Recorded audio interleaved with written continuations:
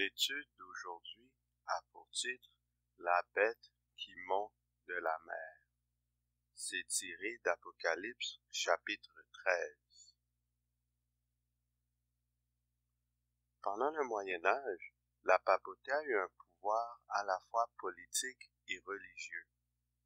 En vertu de ce pouvoir, elle a persécuté les fidèles du Seigneur pendant 1260 années, de 538 à 1798. En 1798, la papauté perdit sa domination lorsque le général Berthier emmena le pape captif en France lors de la Révolution française. Avant le retour de Jésus, est-ce possible que la papauté reprenne son ancienne suprématie? La présente étude aura comme objectif de répondre à cette question.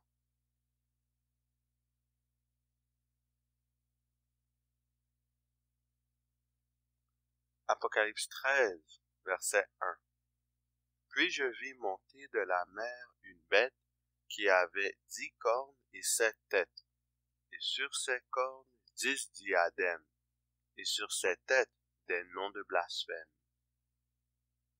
Que représente la mer? Ézéchiel 26, verset 3.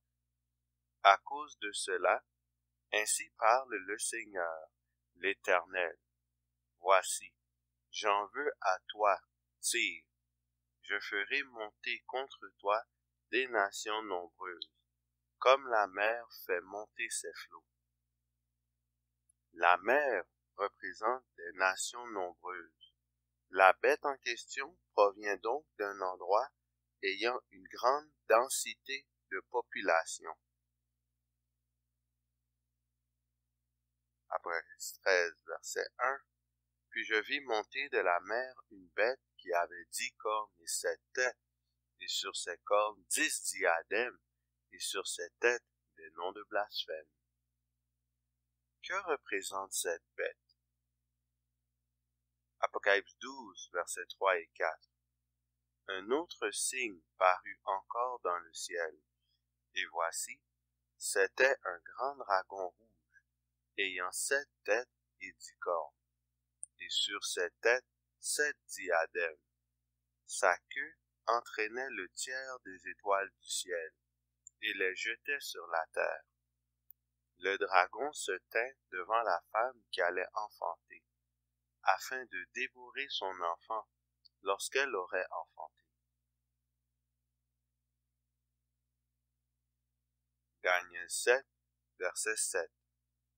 Après cela, je regardai pendant mes visions nocturnes, et voici, il y avait un quatrième animal, terrible, épouvantable et extraordinairement fort.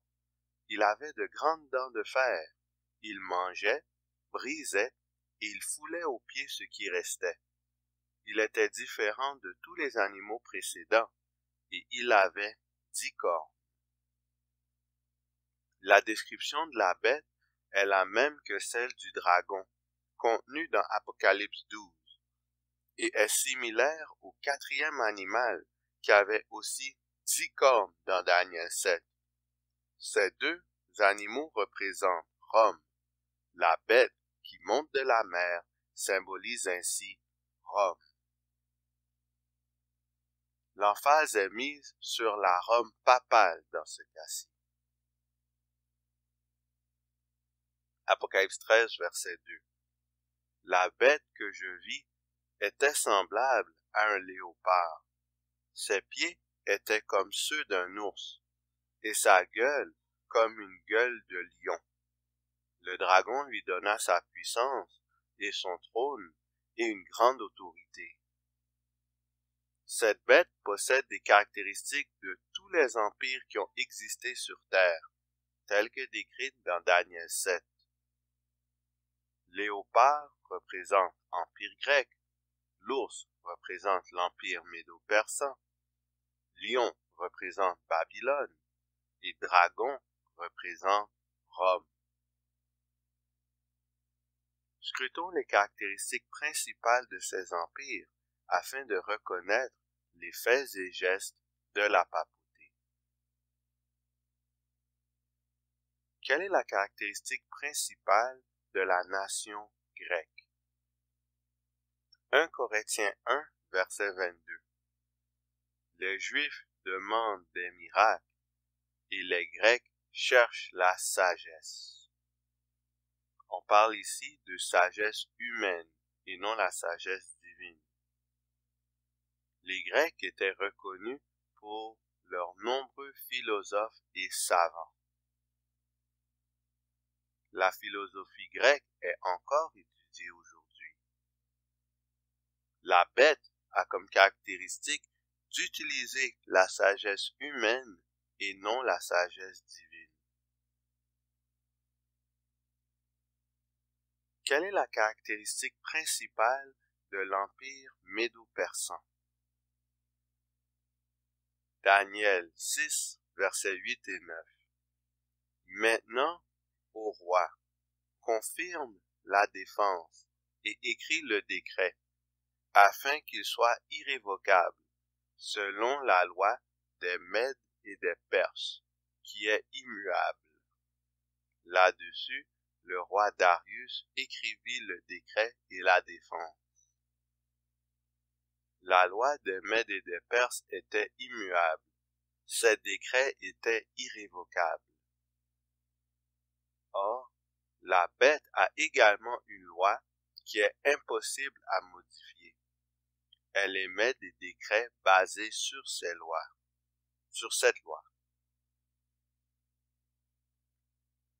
Quelles caractéristiques l'Empire babylonien a-t-il? Daniel 3, verset 5. Au moment où vous entendrez le son de la trompette, du chalumeau, de la guitare, de la sambuc, du psalterion, de la cornemuse et de toutes sortes d'instruments de musique, vous vous prosternerez et vous adorerez la statue d'or qu'a élevée le roi Nebuchadnezzar. Babylone était reconnue pour son idolâtrie. Il y avait plusieurs temples de dieux païens dans la ville de Babylone à l'époque de Nebuchadnezzar. La bête qui monte de la mer, la papauté, pratique également l'idolâtrie. Alors voici Babylone et ses environs.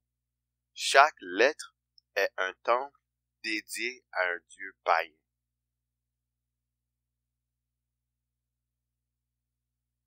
Quelle était la caractéristique principale de Rome? Daniel 7, verset 7. Il y avait un quatrième animal, terrible, épouvantable et extraordinairement fort. Il avait de grandes dents de fer. Il mangeait, brisait et il foulait aux pieds ce qui restait. Rome, à travers ses nombreuses persécutions, terrorisait le monde entier. La bête qui monte de la mer exécute et exécutera le même dessein de persécution que la Rome païenne.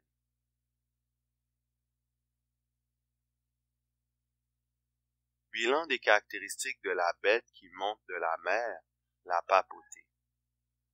Sagesse humaine, loi irrévocable, idolâtrie, persécution. Voici ce que l'on obtient en combinant tous ces éléments. La papauté, influencée par la sagesse humaine, passera un décret irrévocable imposant un acte d'idolâtrie et persécutera farouchement tous les transgresseurs de ce décret. Nous verrons les détails de cette prophétie dans la prochaine étude. Apocalypse 13, verset 3. Et je vis l'une de ses têtes comme blessée à mort. La papauté reçoit une blessure mortelle.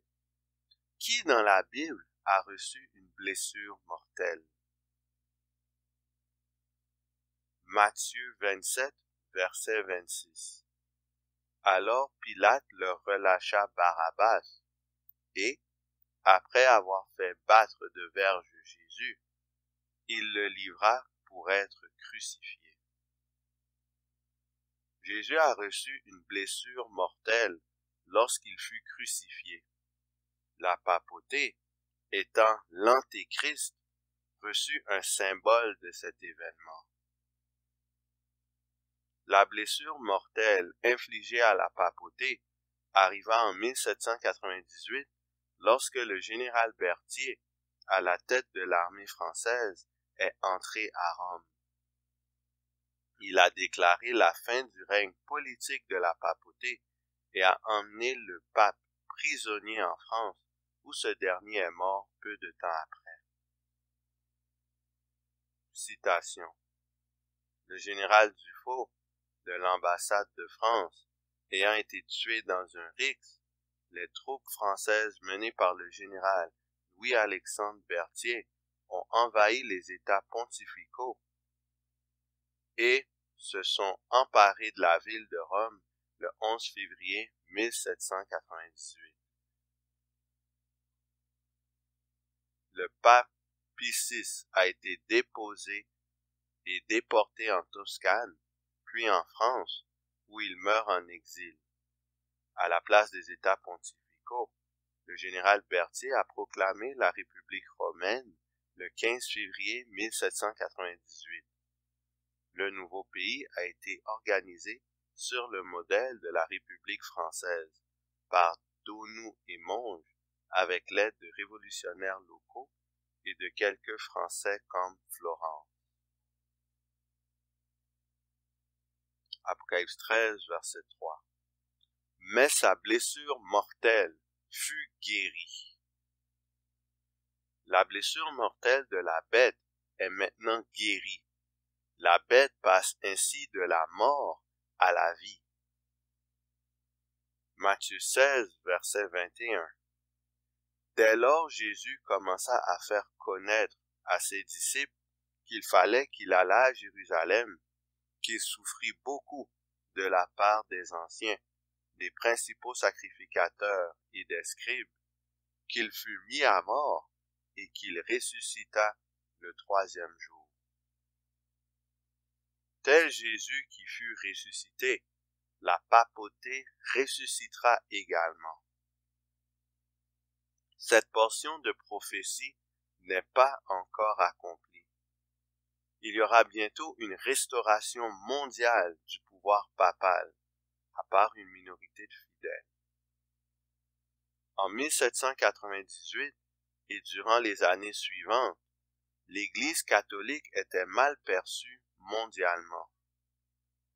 Cependant, durant les dernières décennies, des événements se sont déroulés qui indiquent que la papauté est sur le point de reprendre sa suprématie perdue. La papauté a grandement augmenté en termes de popularité, tant auprès des chefs politiques que le peuple en général. Citation. En 1815, grâce aux puissances réunies au Congrès de Vienne, Pie VII rétablit les États pontificaux, qui prirent brièvement une forme républicaine en 1849. L'État de la Cité du Vatican est créé le 11 février 1929 par les accords du Latran avec Mussolini. Il est reconnu par cet ensemble de traités internationaux comme État souverain de droit public international, distinct du Saint-Siège. Qu'est-ce que le Saint-Siège? Le Saint-Siège, ou siège apostolique, est une personne morale représentant le pape et la curie romaine. C'est un sujet de droit international qui entretient des relations diplomatiques auprès des États et qui est membre d'organismes internationaux où il est représenté. Son existence remonte à celle de la papauté, ainsi qu'à la structuration, à partir du XIe siècle, de la curie romaine et d'une diplomatie pontificale.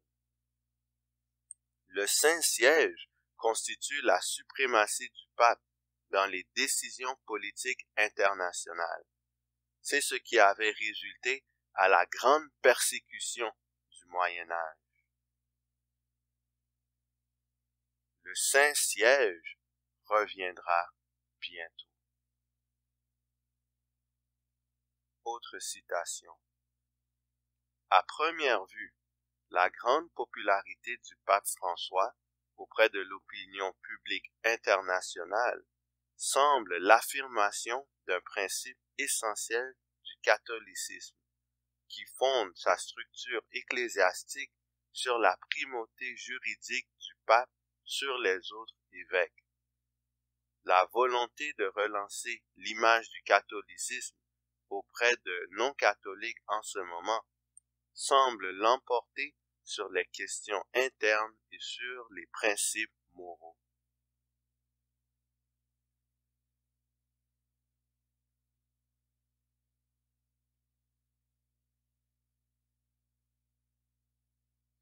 Autre citation. Rien ne peut arrêter l'engouement autour du pape François, qui est la personnalité politique la plus populaire du web. Le Saint-Père devance le commandant en chef Barack Obama, a révélé lundi une étude commandée par le site internet d'information catholique Aletheia. Le souverain pontife argentin est en tête des recherches mensuelles sur Google et des mentions sur la toile mondiale, a découvert l'institut de sondage italien Third Place. Autre citation. L'invitation du maire de Montréal, Denis Coderre, au pape François est un beau coup médiatique, selon les spécialistes en sciences des religions, qui estiment que les chances que le pontife vienne dans la métropole sont plutôt minces. Mercredi, comme promis, M. Coderre a remis une lettre en main propre au pape François afin de l'inviter à prendre part aux festivités du 375e anniversaire de Montréal en 2017. Apocalypse 13, verset 4. Et ils adorèrent le dragon parce qu'il avait donné l'autorité à la bête. En fait, adorer la bête, c'est adorer le dragon, puisque la bête effectue le plan du dragon. Que représente le dragon? Apocalypse 12, verset 9. Et il fut précipité, le grand dragon, le serpent ancien, appelé le diable et Satan, celui qui séduit toute la terre. Il fut précipité sur la terre, et ses anges furent précipités avec lui. Le dragon est le diable, le réel chef du système papal. Apocalypse 13, verset 4. Ils adorèrent la bête en disant « Qui est semblable à la bête et qui peut combattre contre elle ?» La bête, dans ce passage, reçoit une éloge particulière de la part de la majorité de la population mondiale. À qui d'autre un tel hommage est-il donné? Psaume 113, verset 5. Qui est semblable à l'Éternel, notre Dieu? L'honneur rendu à la papauté est strictement réservé à Dieu, notre Créateur. Notre Seigneur est le seul être incomparable en termes de force et de majesté dans l'univers. Apocalypse 13, verset 5. Il lui fut donné une bouche qui proférait des paroles arrogantes et des blasphèmes, et lui fut donné le pouvoir d'agir pendant 42 mois. Dans quel autre passage biblique parle-t-on d'une bouche qui profère des paroles arrogantes? Daniel 7, verset 8. Je considérai les cornes, et voici, une autre petite corne sortit du milieu d'elle, et 3 des premières cornes furent arrachées devant cette corne. Et voici, elle avait des yeux comme des yeux d'homme, et une bouche qui parlait avec arrogance. C'est la petite corne décrite dans Daniel 7 qui prononçait des paroles arrogantes. Or, nous avons vu que cette petite corne représente le système papal qui a gouverné tout au long du Moyen Âge. Cela confirme que la bête qui monte de la mer est bel et bien la papauté. Apocalypse 13, verset 5, « Et il lui fut donné une bouche qui proférait des paroles arrogantes et des blasphèmes, et lui fut donné le pouvoir d'agir pendant 42 mois. » Quels sont les blasphèmes dont la papauté s'est-elle rendue coupable de prononcer? Matthieu 26, versets 63 à 66. Jésus garda le silence, et le souverain sacrificateur, prenant la parole, lui dit, « Je t'adjure, par le Dieu vivant, de nous dire si tu es le Christ, le Fils de Dieu. » Jésus lui répondit, « Tu l'as dit. De plus, je vous le déclare, vous verrez désormais le Fils de l'homme assis à la droite de la puissance de Dieu et venant sur les nuées du ciel. » Alors le souverain sacrificateur déchira ses vêtements, disant, « Il a blasphémé. Qu'avons-nous encore besoin de témoins? Voici, vous venez d'entendre son blasphème. Que vous en semble? » Un blasphème est prononcé lorsqu'un humain se réclame comme étant Dieu. La papauté prend ce titre. Citation. Au XIIe siècle, le pape Innocent III proclamera solennellement: « Nous sommes le successeur du prince des apôtres, mais nous ne sommes pas son vicaire, ni le vicaire de quelque apôtre que ce soit. Nous sommes le vicaire du Christ. » Le plus récent code de droit canonique actuellement en vigueur, promulgué en 1983 par le pape Jean-Paul II, définit, en son canon 331, que l'évêque de l'Église de Rome, en qui demeure la charge que le Seigneur a donnée d'une manière singulière à Pierre, premier des apôtres, est le chef du collège des évêques, le vicaire du Christ et le pasteur de l'Église tout entière sur cette terre. C'est pourquoi il possède dans l'Église, en vertu de sa charge, le pouvoir ordinaire, suprême, plénier, immédiat et universel. Qu'est-ce qu'un vicaire? Citation. Vicaire de Jésus-Christ. Titre donné au pape, représentant du Christ dans l'Église. Le pape, au sein de l'Église, s'attribue le pouvoir ordinaire, suprême, plénier, immédiat et universel en vertu de sa fonction de représentant de Christ. Ainsi, il contrôle tout ce qui se passe dans toutes les congrégations et ses décisions sont irréfutables. L'Église est entièrement contrôlée par un être humain qui est faillible comme tous les autres humains. Autre citation. Le 18 juillet 1870, le Concile Vatican I définit le dogme de l'infaillibilité pontificale. Les cardinaux reconnaissent comme vraies et irrévocables les interprétations du dogme prononcées par le souverain pontife. Le Concile Vatican I réserve au pape l'infaillibilité en matière de dogme, avec une nuance toutefois. Ces décisions n'ont de valeur que si elles sont prononcées de façon solennelle devant le peuple ex cathedra, ce qui est une manière de respecter la démocratie des origines.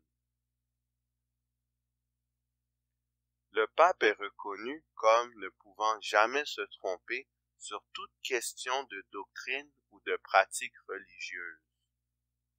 En d'autres termes, le pape prétend savoir tout dans le domaine religieux. En réalité, qui est la seule personne qui ne peut pas se tromper, peu importe le sujet? 1 Samuel 2, verset 3. Ne parlez plus avec tant de hauteur, que l'arrogance ne sorte plus de votre bouche, car l'Éternel est un Dieu qui sait tout, et par lui sont pesées toutes les actions. 1 Jean 3, versets 19 et 20. Par là, nous connaîtrons que nous sommes de la vérité, et nous rassurerons nos cœurs devant lui. Car si notre cœur nous condamne, Dieu est plus grand que notre cœur, et il connaît toutes choses. C'est seulement Dieu qui connaît toutes choses. L'Église catholique, en prétendant que le pape a un attribut similaire dans le domaine religieux, se rend coupable de blasphème. D'autre part, vu que ce n'est pas vrai que le pape est infaillible sur le plan doctrinal, l'Église enseigne un mensonge, ce qui constitue un péché. Matthieu 9, verset 3. Comment cet homme parle-t-il ainsi? Il blasphème. Qui peut pardonner les péchés si ce n'est Dieu seul? Un humain qui réclame l'autorité de pardonner les péchés d'autrui commet un blasphème. Parmi les enseignements de l'Église catholique, les prêtres peuvent pardonner les péchés que les humains leur confessent. Cette pratique est blasphématoire. De plus, le prêtre jouant le rôle d'intercesseur fait en sorte que les regards du coupable sont vers un temple terrestre, plutôt que vers le temple céleste, où Jésus officie comme prêtre et intercesseur. Citation. À l'approche du jubilé de la miséricorde, qui à Rome marquera l'ouverture d'une année sainte le 8 décembre, le pape François s'est distingué le 1er septembre par une annonce au ton très progressiste. Il a décidé d'accorder à tous les prêtres la possibilité d'absoudre du péché d'avortement pendant l'année jubilaire, tous ceux qui l'ont provoqué et qui, le cœur repenti, en demandent pardon. Car, si le pape étend ainsi le pouvoir d'absolution à tous les prêtres, pouvoir qui est réservé aux évêques dans le cadre d'occasions spéciales, comme les années saintes, la doctrine ne change pas. Apocalypse 13, verset 5. Et il lui fut donné une bouche qui proférait des paroles arrogantes et des blasphèmes. Et lui fut donné le pouvoir d'agir pendant 42 mois. Cette période prophétique correspond à quoi?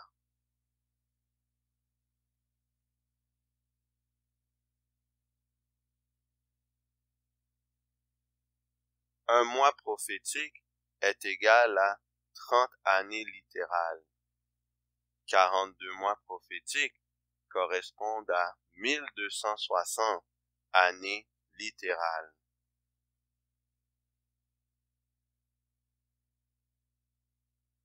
Les deux passages se réfèrent à la période du règne papal de 538 à 1798. La petite corne et la bête qui monte de la mer représentent toutes les deux la papauté. Celle-ci a eu le pouvoir d'agir pendant 1260 années, avant sa blessure mortelle qui a eu lieu en 1798.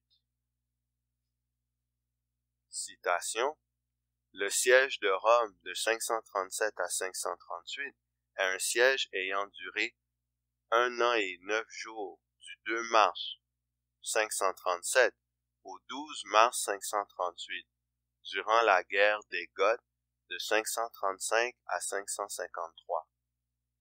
Le siège est le lieu de confrontation entre les forces de l'Empire byzantin défendant la ville et dirigées par Bélisaire et les Ostrogoths dirigés par Vitigès.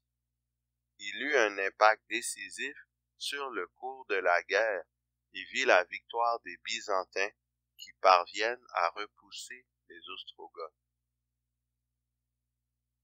Autre citation: le général Dufault de l'ambassade de France ayant été tué dans un rixe, les troupes françaises menées par le général Louis-Alexandre Berthier ont envahi les États pontificaux et se sont emparés de la ville de Rome le 11 février 1798. Le pape Pie VI a été déposé et déporté en Toscane, puis en France, où il meurt en exil. À la place des États pontificaux, le général Berthier a proclamé la République romaine le 15 février 1798. Le nouveau pays a été organisé sur le modèle de la République française par Donou et Monge, avec l'aide de révolutionnaires locaux et de quelques Français comme Florence. Apocalypse 13, verset 6. Et elle ouvrit la bouche pour proférer des blasphèmes contre Dieu, pour blasphémer son nom et son tabernacle et ceux qui habitent dans le ciel. En quoi la papauté blasphème-t-elle contre ceux qui habitent dans le ciel? Citation traduite de Lucius Ferraris, Prompta Bibliotheca. En effet, l'excellence et le pouvoir du pontife romain est non seulement dans la sphère des choses célestes, terrestres et des régions plus basses, mais même au-dessus des anges, desquels il est plus grand. Apocalypse 13, versets 7 et 8a. Et il lui fut donné de faire la guerre aux saints et de les vaincre. Et il lui fut donné autorité sur toute tribu, tout peuple, toute langue et toute nation. Et tous les habitants de la terre l'adoreront. Une seconde fois, il est donné au système papal le pouvoir de faire la guerre aux saints et de recevoir l'adoration de la planète. Sa blessure mortelle est à ce moment guérie. C'est la résurrection de la papauté. Les événements courants nous pointent vers l'accomplissement de cette prophétie. Apocalypse 13, verset 8. Ceux dont le nom n'a pas été écrit dès la fondation du monde dans le livre de vie de l'agneau qui a été immolé. Ce texte signifie-t-il que notre destinée est déjà décidée par Dieu? Aurions-nous en réalité aucun contrôle sur notre avenir? Dès notre naissance, serions-nous déjà perdus ou sauvés? Si tel est le cas, comment pouvons-nous dire que Dieu est juste dans toutes ses actions et ses mobiles envers nous? Éphésiens 1, versets 4 et 5. En lui, Dieu nous a élus avant la fondation du monde, pour que nous soyons saints et irrépréhensibles devant lui, nous ayant prédestinés dans son amour à être ses enfants d'adoption par Jésus-Christ, selon le bon plaisir de sa volonté. Éphésiens 1, verset 13. En lui, vous aussi, après avoir entendu la parole de la vérité, l'évangile de votre salut, en lui, vous avez cru et vous avez été scellés du Saint-Esprit qui avait été promis. Les Éphésiens devaient croire en Jésus, après avoir reçu la vérité, l'Évangile. C'est en croyant qu'ils font réellement partie des élus. Christ avait donné un appel salutaire aux Éphésiens, mais les saints demeuraient ceux qui avaient répondu favorablement à cet appel. De même, ceux qui seront perdus à la fin des temps sont ceux qui auront choisi de rejeter l'appel du Christ dans leur vie. Nous sommes donc en contrôle de notre destinée et de notre avenir. Dieu est bel et bien juste dans tous ses rapports avec ses créatures. Il ne se trompe jamais.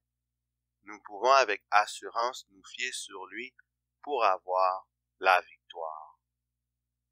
Sur ce, qui allons-nous choisir? Le guide infaillible, l'agneau de Dieu qui ôte les péchés du monde, ou le faux guide faillible, le faux prêtre terrestre, qui se prend pour Dieu, mais qui ne reflète ni ses vertus, ni son caractère, ni sa puissance. Choisissons de suivre l'agneau partout où il va, et nous avons l'assurance du salut, et cette assurance nous la garderons jusqu'à son retour. Que le Seigneur vous garde.